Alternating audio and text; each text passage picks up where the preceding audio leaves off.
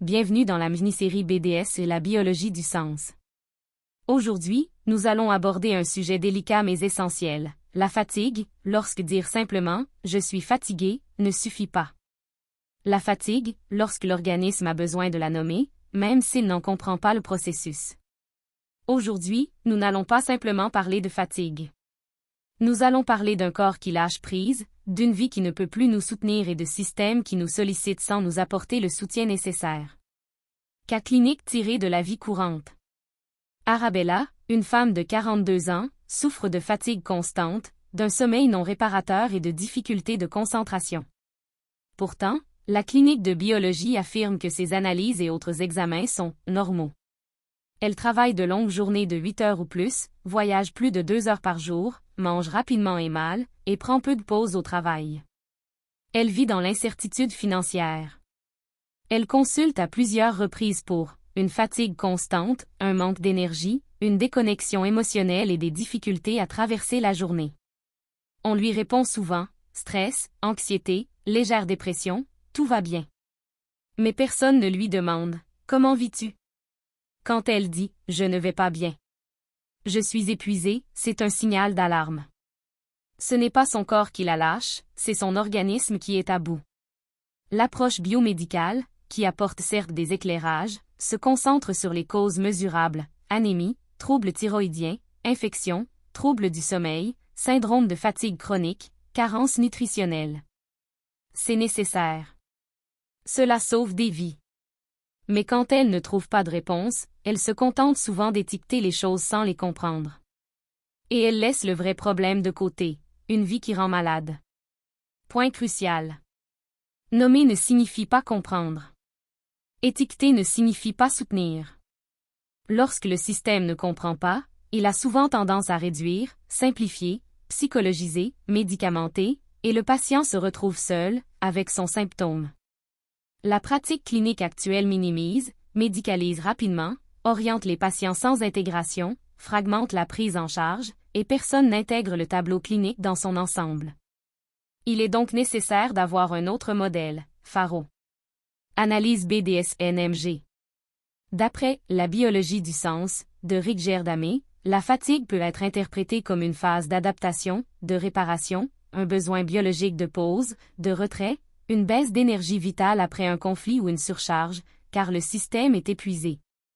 Non pas comme une erreur, ni comme un échec, mais comme une forme d'intelligence biologique. Le corps ralentit pour survivre.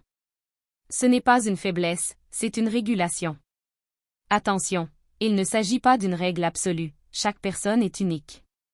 Ce modèle ne remplace pas le diagnostic et n'explique pas la situation dans son ensemble.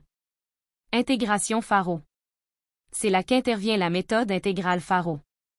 Selon Carl Jung, la fatigue peut être un retrait d'énergie psychique, un appel à explorer l'inconscient.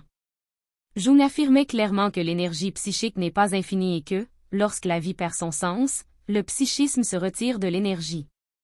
La fatigue peut être une perte de repères, un conflit intérieur non résolu et une déconnexion de soi.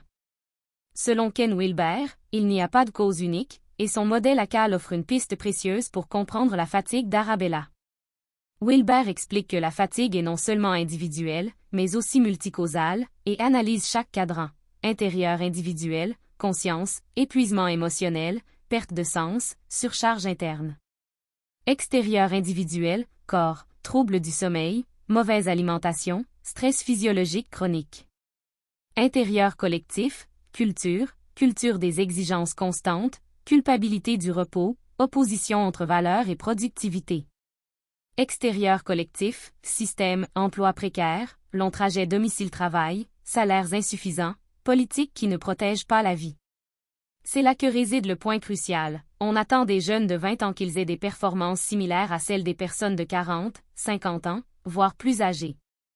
La médecine traditionnelle chinoise, MTC, et le taoïsme médical, intégration énergétique profonde, c'est là qu'intervient la sagesse ancestrale.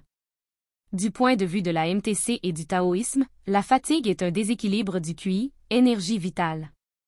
Parmi les schémas énergétiques possibles, on trouve la déficience du QI de la rate, qui entraîne épuisement et lourdeur, la déficience du QI des reins, qui provoque une fatigue profonde et un manque de volonté, et la stagnation du QI, qui engendre lassitude et frustration. Mais surtout, la MTC ne dissocie pas le corps de la vie. Le taoïsme enseigne que vivre à contre-courant du rythme naturel conduit à la maladie, que contraindre le corps l'épuise de son essence. Le système naturel, qui fait défaut à la médecine moderne, est souvent négligé. Personne ne parle de ceci, le manque de lumière du soleil, la déconnexion avec la Terre, les rythmes artificiels, la surstimulation constante, et le fait que le corps humain n'est pas fait pour cette vie. La réalité sociale, le noyau humain oublié que cet épisode met en lumière, comment ne pas être fatigué quand on voyage des heures durant chaque jour, qu'on mange mal, qu'on manque d'argent, qu'on vit dans la peur, qu'on dépend d'une aide minimale? Ce n'est pas une vie digne, c'est une simple survie dans l'épuisement. La fatigue, c'est aussi une humiliation prolongée, une perte de dignité et un désespoir. Critique clinique de Faro. Le système de santé fragmente, étiquette et prescrit des médicaments, mais il n'écoute ni ne voit, il ne traite que les symptômes, sans percevoir la vie ni la souffrance existentielle au bord du gouffre. Thérapie Faro, intégrée et authentique.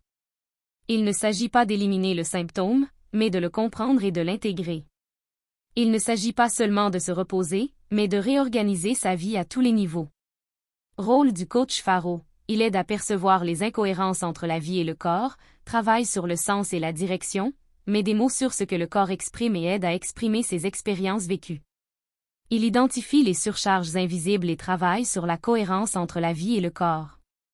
Il accompagne sans être intrusif. Soins infirmiers Faro. Il détecte l'épuisement réel, observe au-delà du symptôme et humanise les soins.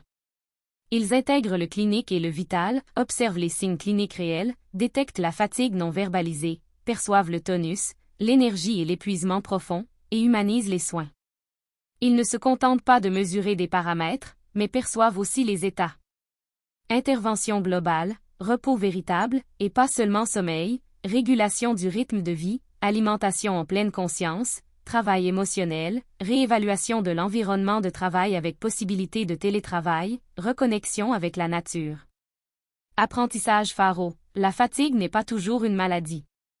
Souvent, c'est le corps qui dit « c'est insupportable ». Phrase Faro. Vous n'êtes pas fatigué de vivre, vous êtes fatigué de survivre.